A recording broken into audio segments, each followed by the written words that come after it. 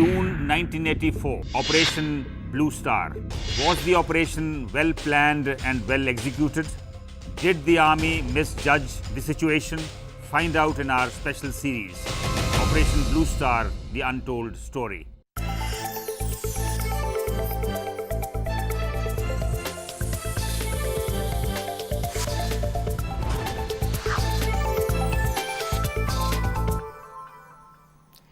नमस्कार, prime debate में आपका स्वागत है। हम ग्लोबल पंजाब के नॉर्थ अमेरिका के दर्शकों का और संगत टीवी के यूके और यूरोप के दर्शकों का भी स्वागत करते हैं।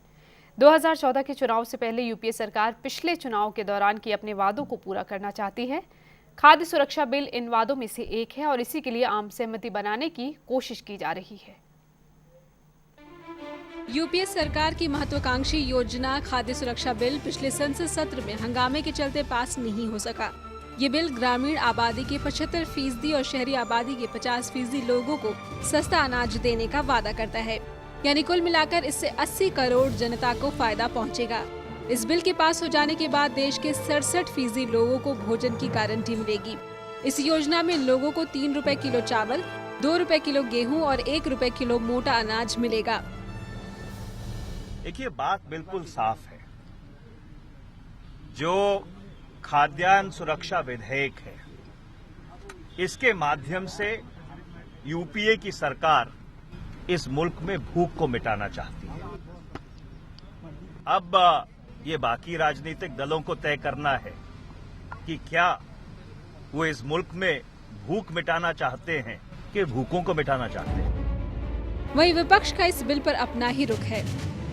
आखिर यही तो तरीका रखेंगे ना उसका कि आप जाइए, ये सब्सिडी ले लीजिए और बाजार से खरीद लीजिए, तो प्रोक्योरमेंट खत्म हो जाएगा। फिर सरकार को अनाज खरीदने की जरूरत नहीं है। जब पीडीएस ही खत्म तो सरकार का प्रोक्योरमेंट भी खत्म होगा। थोड़ा बहुत तो डिफेंस के पर्पसेस के लिए या जो कुछ आपातकाल के लिए है उतना कर लेंगे, वो फ्री मार्केट से कर लेंगे। तो एमएसपी भी खत्म, मिनिमम सपोर्ट प्राइस भी खत्म। तो होगा क्या? इसका अर्थ है कि हिंदुस्तान का की खेती जो है वो डीरेगुलेट हो गई। जैसे और जगह ये सब डीरेगुलेशन करते हैं, विनियमीकरण करते हैं कि हटाओ, इस पर कोई किसी तरह का अंकुश नहीं होगा, न कीमत पर न इस पर। तो खेती पर इस तरह का विनियमीकरण करना, सरकार का हस्तक्षेप हटा लेना, ये इस देश के लिए बहुत घातक है। साल 2009 में सत्ताधारी कांग्रेस सरकार ने चुनाव के दौरान ये वादा किया था कि अगर वो दोबारा जीती तो खाद्य सुरक्षा का कानून लाएगी। माना जा रहा है कि इस बिल के बहाने सत्ताधारी कांग्रेस पार्टी 2014 के चुनाव में फिर से बाजी मारने की कोशिश में है और इसलिए सरकार पिछले चुनाव में किए अपने इस बड़े वादे को पूरा करना चाहती है। खाद्य सुरक्षा बिल अगर पास होता है तो क्या ये वाकई इतना असरदार होगा जितना कि वादा किया जा रहा है? यही जानने की कोशिश करेंगे आज अपने मेहमानों से। हमारे साथ स्टूडियो में मौजूद है प्रोफेसर सुखविंदर सिंह, अर्थशास्त्री हैं। CB Goyal, Haryana chamber of commerce and industries के प्रधान रह चुके हैं और कुछ ही वक्त बाद हमारे साथ इंडियन एक्सप्रेस की विशेष संवाददाता सुखदीप कौर भी जुड़ेंगी। प्रोफेसर सुखविंदर सिंह, किस तरह से लेते हैं आप खाद्य सुरक्षा बिल को, जो प्रावधान बताए जा रहे हैं? हाँ जी, सबसे पहले तो मैं ये कहना चाहूँगा कि देर आए दुरुस्त आए। बहुत अच्छी बात है कि ये बिल बहुत पहले आ जाना चाहिए था, क्योंकि जो खाद्य की ज़रूरत है, जो हमारी फूड की ज़रूरत है, सभी इंसानों की ज़रूरत है। और डेमोक्रेसी में और इस 21वीं शताब्दी में कोई भी भूखा ना सोए, और ये एक बहुत ज़रूरी था। हमारे जो प्लानर थे, जब हमने हमारा देश आज़ाद हुआ उस समय भी ये सोचा गया। 5 ईयर प्लान जब हमारे फर्स्ट प्राइम मिनिस्टर ने शुरू की तो उस समय भी ये देखा गया कि हमारे देश में जो हमारी हिस्ट्री रही है, फैमिन्स की हिस्ट्री रही है, और इसमें कैसे फूड सिक्योरिटी को लाया जाए, सेल्फ सफिशिएंसी कैसे लाई जाए कि हम दूसरों के ऊपर निर्भर ना रहें। तो इसके तहत काफ़ी जो पहली प्लान्स हैं उसमें एग्रीकल्चर के ऊपर काफ़ी इन्वेस्टमेंट, जो पब्लिक इन्वेस्टमेंट हुई है, अच्छे कार्य हुए हैं। और करीब 70 के दहाके में हमने फूड जो सेल्फ सफिशिएंसी है वो हमने कर लिया। लेकिन जो अभी भी भूखे हैं, उन्हें कैसे, उनका पेट कैसे भरा जाए? कंट्री के लेवल पे तो हमने फूड सेल्फ सफिशिएंसी कर ली, लेकिन जो इंडिविजुअल लेवल पे जो पुअर हैं उनके लेवल पे अभी तक भी हमारी बहुत सारी पॉपुलेशन है जिनको 2 टाइम की रोटी नसीब नहीं नहीं मिल रही होती। है, बिल्कुल। तो इसके लिए ये बिल एक बड़ा अच्छा प्रयास है। दूसरी बात है कि इलेक्शन का ये पॉलिटिकल रियलिटी है, हम इसको भी जी। इग्नोर नहीं कर सकते कि डेमोक्रेसी में हर एक पार्टी को इश्यूज चाहिए, मुद्दे चाहिए, और ताकि उनमें जनता से- को लुभाया जा सके, लेकिन अगर इसमें जनता का फायदा होता है तो उसमें हर्ज क्या है? हाँ जी। गोयल साहब, आप किस तरह से देखते हैं खाद्य सुरक्षा बिल को? देखिए, ये एक विचित्र स्थिति के अंदर ये बात हो रही है जी। कि लगभग 65 साल हमारे निकल गए हैं, और 65 साल के अंदर हमारा एग्रो इंडस्ट्री, एग्रीकल्चर ने इतनी तरक्की की है कि जहां हम किसी ज़माने में बाहर से, ऑस्ट्रेलिया वगैरह से गेहूं मंगाते थे, तो आज हमारे पास सरप्लस है। हमारे प्रोड्यूसर जो है, फार्मर जो है, उन्होंने इस देश के अंदर चमत्कार करके दिखाया है। और आज स्थिति ये है कि फूड जो है वो रखने के लिए हमारे पास सफिशिएंट जगह नहीं है, बिल्कुल। ट्रांसपोर्टेशन के लिए जगह नहीं है। हमारा जो है तंत्र फेल हो रहा है, फूड फेल नहीं हो रहा, फूड हमारे पास सफिशिएंट है, लेकिन उस फूड को किस तरह से हर इंसान को मुहैया कराया जाए, हर गरीब को मिले, हर इंसान तक वो पहुँचे, जी। वो सिस्टम हमारा फेल हो रहा है। और गवर्नमेंट की जितनी भी ये स्कीमें, पीडीएस सिस्टम है या मनरेगा है या और दूसरी स्कीमें जितनी भी हैं, वो कहीं ना कहीं जा कर के, मिड डे मील है, जी। कहीं ना कहीं जा कर के वो फेल हो जाती हैं। उसका कारण क्या है कि स्कीम अच्छी होती है, लेकिन इम्प्लीमेंटेशन जो है वो मोटिवेटेड होती है, वो गलत होती है। ऊपर से और नीचे तक पहुंचते पहुंचते जो पहुंचते भ्रष्टाचार उसके है अंदर वो खा भ्रष्टाचार, जाता है वो योजनाओं को। खा जाता है। लेकिन अब जो खाद्य सुरक्षा बिल है, इसको आपको क्या लगता है? इसमें तो देखिए, सरकार ये ये कोशिश भी- कर रही है कि वो अश्योर करे कि लोगों तक ये पहुंचे। पहली भी स्कीमें सारी सरकार द्वारा लाई गई हैं, जी। ये भी सरकार द्वारा ही लाई जा रही है। तो ये भी एक स्कीम होगी जो कि बड़ी भारी फेलियर होगी। कारण इसका मैं साफ बता रहा हूँ कि आज देश के अंदर फूड की कमी नहीं है, क्वालिटी फूड की भी कमी नहीं है, लेकिन उस फूड को एक ज़रूरतमंद तक पहुँचाने का हमारे पास साधन जो हैं वो सफिशेंट नहीं है। वो पर्याप्त ना होने की वजह से फूड गोदामों में सड़ता है, सड़कों पे सड़ता है, ज़मींदार का जो है फसल वो खेत के अंदर सड़ती रहती है। सब्जियां वगैरह आम तौर पर देखा गया है कि सड़क पर फेंक जाते हैं लोग, और उधर से दूसरी तरफ जो कंज्यूमर है उसको वो फूड मिलता नहीं है। हाँ। अब हमने सुनिश्चित करना चाहिए कि जो प्रोड्यूसर है और जो कंज्यूमर है उसके बीच में जो सप्लाई चेन है वो इतनी मजबूत हो कि without delay, without much cost वो कंज्यूमर तक पहुंचे। अब सवाल ये हो जाता है कि to give the strength of purchasing power, जी। कि हर आदमी के अंदर अपना अनाज, अपनी रोटी खरीदने के लिए उतनी ताकत होनी चाहिए, उतना पैसा उसके पास होना चाहिए। जी। वो पैसा प्रोवाइड करने के लिए गवर्नमेंट को उनकी एम्प्लॉयमेंट की चिंता करनी चाहिए। डायरेक्ट कैश सब्सिडी भी एक साधन है उसका। हाँ। और हो सकता है इसमें भी वो इसी का इस्तेमाल हो, जिस तरह से कह रहे हैं कि अब डायरेक्ट सब्सिडी दी जा रही है, जैसे अभी बात चल रही है, क्योंकि अभी ये साफ नहीं हो पाया है, बिल पर ही अभी मंथन जारी है। देखिए, मेरे हिसाब से जब हम कहते हैं फूड सिक्योरिटी बिल, इसका मतलब हमारी जो रोटी है, हमारे को जो खाना है, उसकी गारंटी देनी चाहिए। और वो गारंटी तब होगी जब वो फूड अवेलेबल होगा।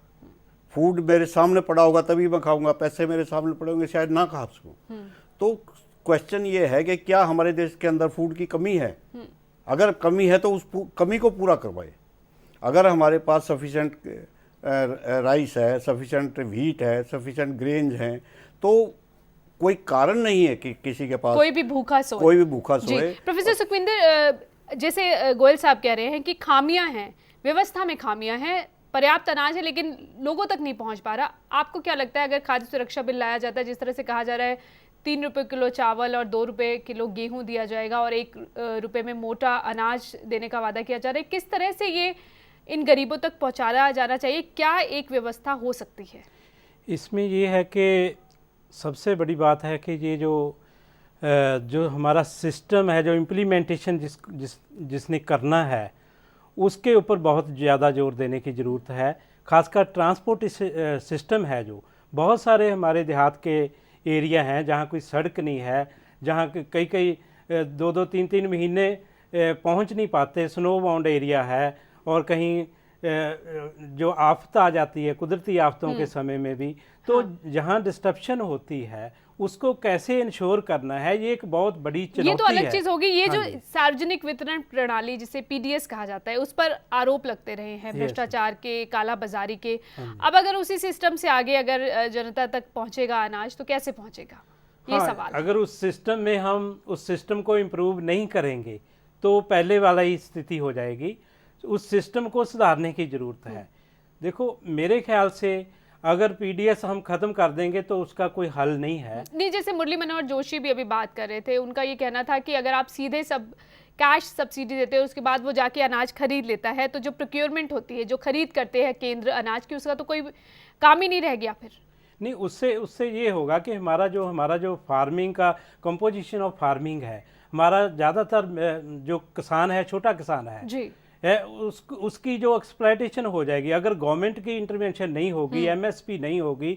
जैसे हम देख रहे हैं कि बहुत सारे जहां प्राइवेट ट्रेडर आ जाते हैं वहां किसान को पूरा उसका भाव नहीं मिलता। अब हम क्यों 2 ही क्रॉप पे अटके हुए हैं, वीट राइस पे, कि उसकी एमएसपी है।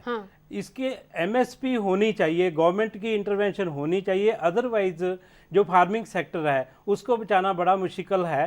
क्योंकि जो प्राइवेट सेक्टर है, प्राइवेट सेक्टर का एक मोटिव होता है प्रॉफिट मोटिव, वो वेलफेयर के लिए नहीं आता। और जो वेलफेयर स्टेट है, जो गवर्नमेंट है, ये उसकी जिम्मेवारी है कि वो इंटरवीन करे जहाँ जहाँ जिस सेक्शन को जरूरत है, उस सेक्शन की जहाँ कमी रह जाती है उसे पूरी करे पहले केंद्र सरकार। ये भी केंद्र सरकार का दायित्व है कि किसानों की भी समस्याएं दूर हो, तभी अनाज तो हो ही रहा है और ज्यादा हो और लोगों तक पहुंचे। गोयल साहब, एक तो पहले ही अनाज भंडारण और वितरण में खामियां हैं।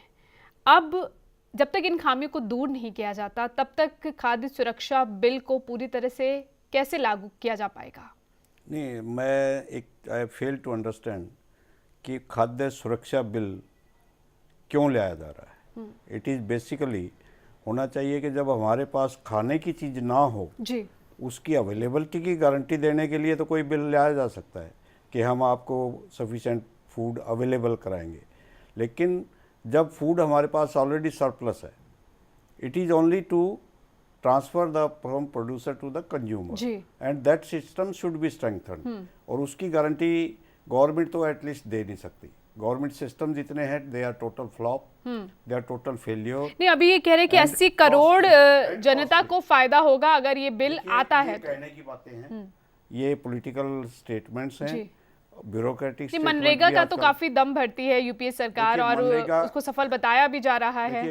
कुछ एक भ्रष्टाचार की खबरें छोड़ दे तो स्कीम सारी बढ़िया है जी, स्कीम कोई खराब नहीं होती, उसकी इम्प्लीमेंटेशन खराब है। मनरेगा के अंदर भी यही चीज़ हुई है कि मनरेगा के अंदर 100 दिन के रोज़गार की गारंटी हमने दी, लेकिन वो 100 दिन की रोज़गार की गारंटी इम्प्लीमेंटेशन पर मरे हुए लोगों के लिए, नॉन अवेलेबल लोगों के नाम से, अपने घर के लोगों के नाम से ही सिर्फ वो यूज़ की जा रही है जी। उसके अंदर वाइडर जो यूज उसका होना चाहिए पर्पज़, वो डिफीट हो गया है जी। इसी तरह पीडीएस सिस्टम हमारा फेल हुआ, इसी तरह हमारा mid day meal system fail हुआ, और ये भी एक फेल्योर के होने के लिए एक नई स्कीम आ गई है।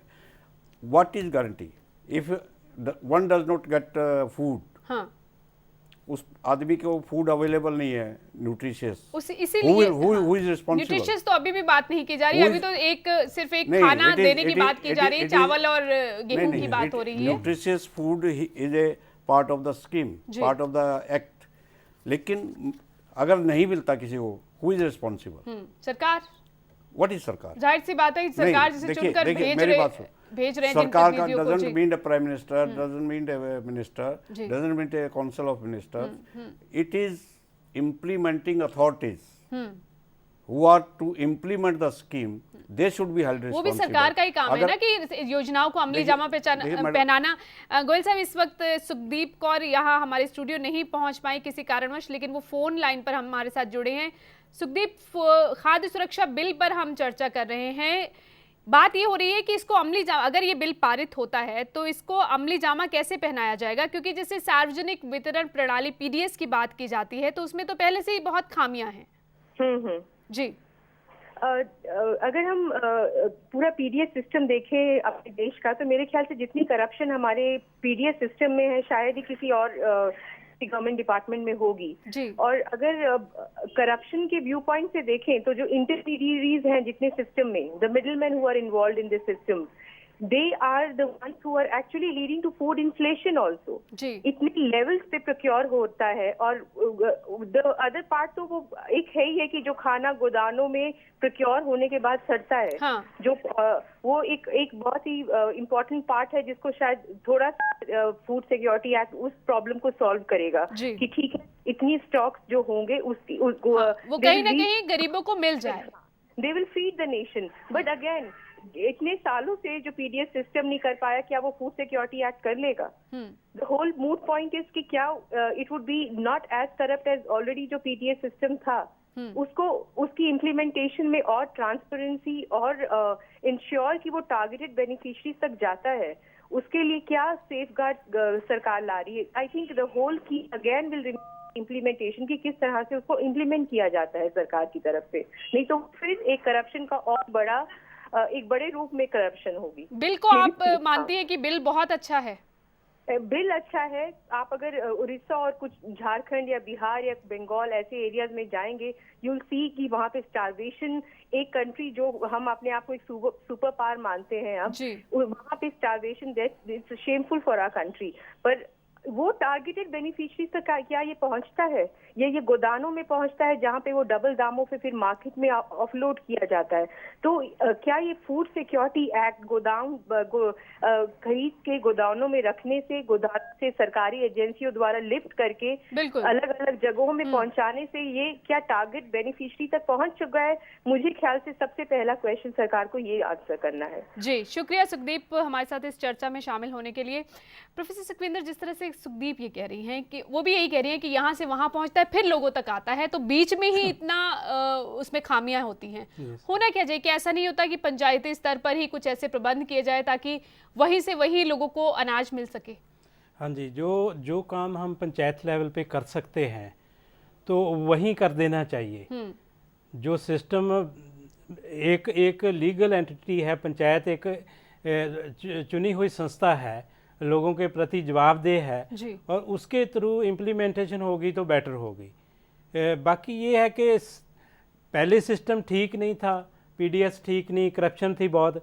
इट डज नॉट मीन कि हम कोई और सिस्टम ना लाएं। सिस्टम तो लाना ही पड़ेगा, योजनाएं लाई जाएंगी, व्यवस्था को सुधारने की जरूरत है। बिल्कुल, जैसे मैंने देखा है कि पहले हम मॉनिटरिंग करते हैं रूरल डेवलपमेंट प्रोग्राम की। पहले मैं SGRY और नरेगा का कंपैरिजन करता हूँ। नरेगा उसके बाद में आई है। NREGA is much better than SGRY। SGRY में ये था कि फूड भी देते थे लेबरर को, लेकिन उसमें इतनी करप्शन थी कि कई जगह हमने देखा है कि पूरे का पूरा अनाज ही मंडी में बेच दिया जाता है और उसमें जो बेनिफिशियरी है उसको कुछ नहीं मिलता था। तो ये जो नई स्कीम आ रही है तो हम आशा करते हैं कि सरकार इस पे जो पहले वाली हैं और इसको अमल में लाने में क्या खामियां ये सरकार को भी पता है। सरकार भी ये मानती है कि खामियां हैं बीच में, और ये हो सकता है गोयल साहब कि सरकार ये सोचे कि इसको बेहतर तरीके से लोगों तक पहुंचाया जाए। नहीं, देखिए दोनों बातें हमारे सामने आ रही है जी। पहली कि सरकार खुद मान रही है कि रुपए में से 85 पैसे जो है रास्ते में गायब हो जाते हैं। 15 पैसे जो है सिर्फ ग्राउंड रियलिटी तक पहुंचते हैं। दूसरी तरफ जब हम करप्शन को देखते हैं पीडीएस सिस्टम, नरेगा और दूसरी स्कीमों के अंदर, तो government has propose to give cash transfer. तो cash transfer direct to the account of the वहाँ पहुँच जाएगी गरीब के लिए, तो उससे करप्शन का एक थोड़ा रिडक्शन की संभावनाएं हैं। लेकिन अगेन फिर हम दूसरी चीज़ पर डाइवर्ट कर रहे हैं कि फिर हमें नरेगा और इन चीज़ों को की फेल्योर को देखते हुए एक और स्कीम, फूड गारंटी स्कीम और लेके आ गए। मैं एक चीज, अगर स्कीमें कहीं फेल या कम फायदा पहुंचाती हैं तो योजनाएं तो लाई जाएंगी ना। Let me complete. योजना है, योजना होनी चाहिए, योजना बेहतरी के लिए होनी चाहिए। हमारे 100% आदमी को, जितनी भी जनता है उसको फूड मिलना चाहिए, there is no doubt on it. लेकिन वो मिलेगा कैसे, इसकी who will guarantee it? Scheme बनाने से और स्कीम की इम्प्लीमेंटेशन ठीक ना हो, अभी तक तो उनकी ये नहीं सोच है कि ये राज्य सरकार करेंगी, केंद्र सरकार करेगी, सब्सिडी कौन देगा, हाउ टू ये सब अभी साफ ही नहीं है अभी तो, क्योंकि बिल पर ही मंथन हो रहा है, आम सहमति नहीं बन रही है। How to distribute, who will distribute. Again ये ना हो कि भाई जो पॉलिटिकल पार्टी पावर में है उसके अपने कार्यकर्ताओं के लिए ये स्कीमें बन जाएं और वो एजेंसियां उनको दे करके अगेन वो माल रिसाइकल मार्केट के अंदर हो जाए। पहली चीज़ तो ये है। सेकेंड चीज़, मेरा क्वेश्चन जो है सबसे बड़ा कि 70% जन पब्लिक को, लगभग 80 करोड़ की बात कर रहे हैं कि वो फूड गारंटी स्कीम के अंदर 2 रुपए किलो, ये भी बड़ा सवाल है कि 80 करोड़ तक ये अनाज पहुंच पाएगा। 2 रुपए किलो गेहूं, 3 रुपए किलो चावल, 1 रुपए किलो दूसरा मोटा ग्रेन, ये देने की जो बात हो रही है, जो इसके सब्सिडी है, जो पैसा इसकी प्रोक्योरमेंट के ऊपर इस पर लगेगा, which is around 4 times, around 4 to 5 times rather, तो वो जो पैसा है again has to be paid by the taxpayers. Tax आज किसी भी प्रोडक्ट के अंदर we are paying 30 to 40% taxes on every product. If it will be implemented again we are fearing कि around 5 to 10% taxes will more. यानी व्यवस्था में जो तमाम ये खामियां मौजूद है, पहले इन्हें दूर करने की जरूरत है। देखिए, एक मोटी बात है कि गवर्नमेंट के पास कोई पैसा बनाने की मशीन तो है नहीं जी। गवर्नमेंट को पैसा एक तरफ से टैक्स के रूप में इकट्ठा करना है और उसका जो है अपने जो भी स्कीमें हैं, खर्चे हैं, उसके ऊपर लगाना है। तो जो कलेक्शन अथॉरिटी है, जो कलेक्शन मशीनरी है टैक्स को, वो उस टैक्स को और बढ़ाएंगी। इस पैसे इसको पूरा करने के लिए टैक्स और बढ़ेगा, महंगाई और आम जनता पर पड़ेगा, जनता पर ही पड़ेगा। अगेन जनता के ऊपर महंगाई की मार पड़ेगी। तो इट इज ए यानी इन पूरी खामियों को पहले दूर किया जाए, उसके बाद खाद्य सुरक्षा बिल लाने पर सोचा जाए जी। दूसरी चीज जो है कि आज हमारे को फूड की समस्या नहीं है, food availability sufficient in the country. उस फूड को ट्रांसफर करने के लिए वो फूड इकोनॉमिकली ट्रांसफर हो, गवर्नमेंट जो मशीनरी है आज 10 रुपए किलो या 11 रुपए किलो गेहूं लेकर के 16, 17, 18 रुपए किलो मार्केट के अंदर बेचती है। वो जो 5-6 रुपये जो गवर्नमेंट खर्चा डाल रही है, प्राइवेट एजेंसियां तो इतना डालती नहीं। 2 रुपये किलो में माल यहाँ से वहाँ ट्रांसफर हो जाता है, उसके अंदर सारी चीजें। आज तो खाद्य सुरक्षा बिल पर हम चर्चा कर रहे थे कि जो गरीब तबका है उसको अनाज कैसे मिले, अनाज मिलना चाहिए। चर्चा का निष्कर्ष यही निकला है कि पहले तो व्यवस्था की खामियां दूर हो, उसके बाद ही कोई योजना लाई जाए। शुक्रिया आपका इस चर्चा में शामिल होने के लिए। फिलहाल तो बिल पर आम सहमति बनाने की कोशिश की जा रही है, लेकिन पारित होने के बाद भी ये कितने गरीबों को भोजन मुहैया करा पाता है, ये देखने वाली बात होगी। नमस्कार। खबरों की दुनिया में आइए, हमारे साथ कहीं भी और कभी भी जुड़िए। हम मिलेंगे फेसबुक पर, हम दिखेंगे यूट्यूब पर, हमें फॉलो कीजिए ट्विटर पर। खबरों के साथ बने रहिए रात दिन।